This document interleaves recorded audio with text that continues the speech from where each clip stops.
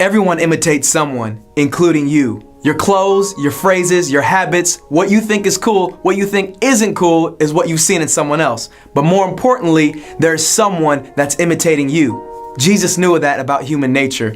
He knew if he can get some to imitate him, others would imitate them, and others would imitate them, all pointing their way to Jesus. Imitation is influence. So what's the first step in being the one influencing others? Number one, be worth imitating. You are a window to who Jesus is. If you love your classmates and want them to know the love of Jesus like you need to do more than just invite someone to church. You need to be someone worth imitating yourself. Don't get me wrong, getting plugged into the church is an important part of the process, but for many, you are the only window that person will have to look at Jesus.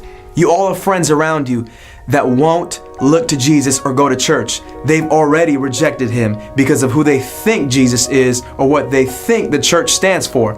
But they will hang out with you, they will be with you, and that's the only window that they need to see.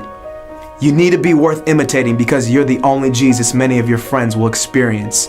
You can't disciple anyone if you're not someone who is worth becoming. Number two, be legit. No one is gonna want to imitate you if you're not legit.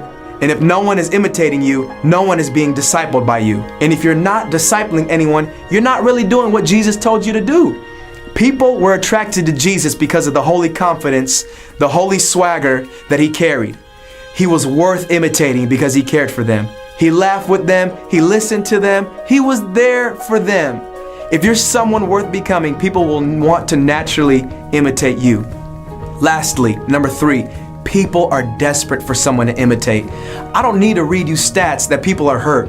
Hurt people can be healed by imitating a positive role model, and they will rally around them. So instead of being more like me, I'm gonna be like Jesus and let everyone start imitating that. So who are you imitating? Who is speaking into your life?